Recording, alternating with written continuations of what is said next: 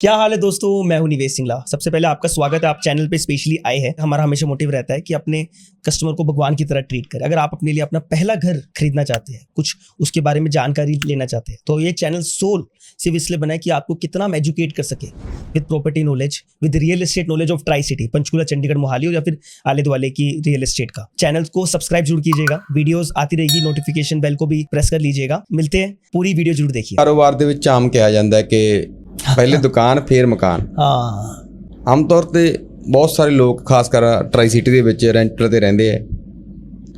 ਘਰ ਖਰੀਦਣਾ ਚਾਹੀਦਾ ਹੈ ਜਾਂ ਰੈਂਟ ਤੇ ਰਹਿਣਾ ਚਾਹੀਦਾ ਹੈ? बहुत ही खूबसूरत क्वेश्चन पूछा है सर आपने।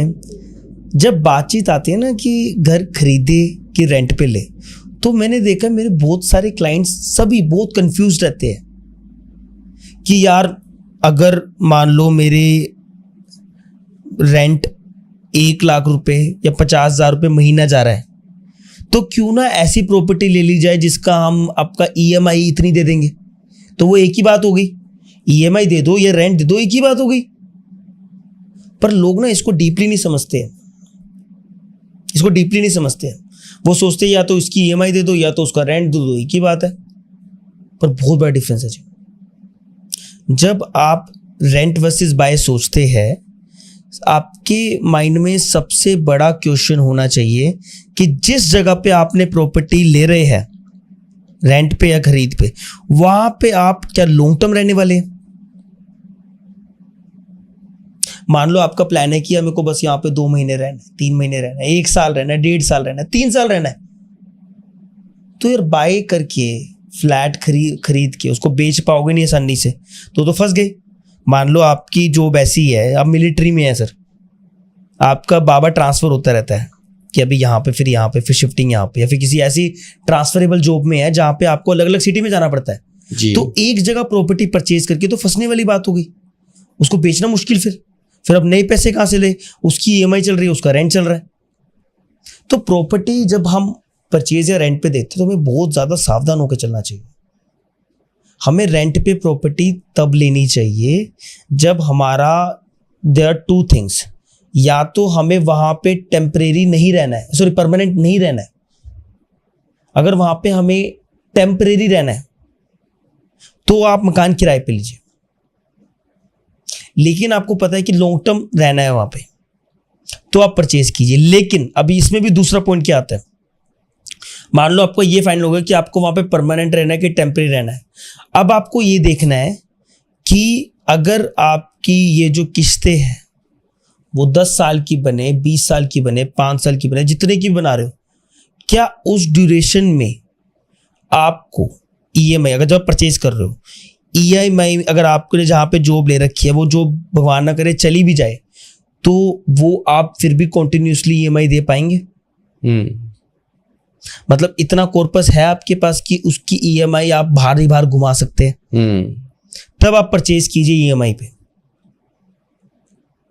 लेकिन अगर आपको वहां पे रहना, अगर वहां पे चाहे रहना वहां पे आपका परमानेंट भी है या टेम्परेरी भी है, लेकिन आपका यही फाइनल नहीं है कि आप आज तो EMI दे पा रहे हैं, लेकिन 1.5 साल बाद, 2 साल बाद EMI दे पाएंगे कि नहीं दे पाएंगे?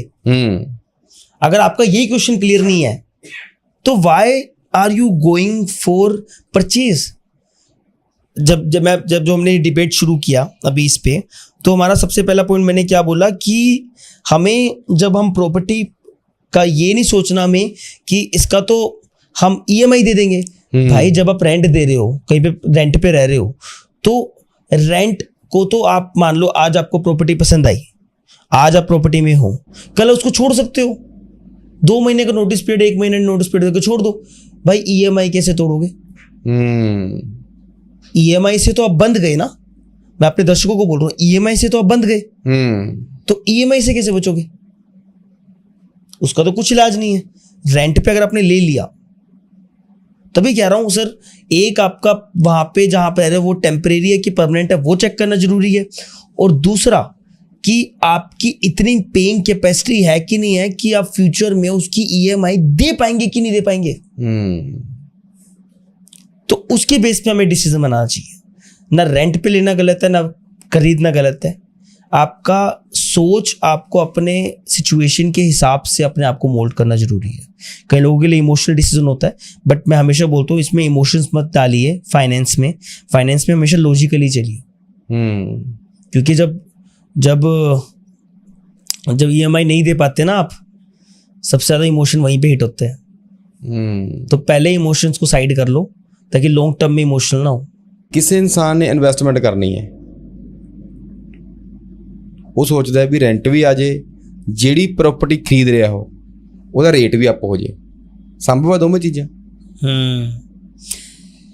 सर देखिए, दोनों चीज़ें पॉसिबल है, पर हमें पहले हमारा गोल क्लियर होना चाहिए। अगर हमारा ये गोल है कि मैंने 1 करोड़ रुपए लगाए और मुझे इतना बस रेंट आते रहे पर मंथ, तो वो एक गोल है। और एक गोल आपका है कि मैंने 1 करोड़ रुपए लगाए, मुझे 2 साल तक कुछ नहीं चाहिए, पर वो मेरा 1 करोड़ कुछ अच्छा रिजल्ट लाके दे, तो उसको बोलते हैं एप्रिसिएशन। आपको पता है जी।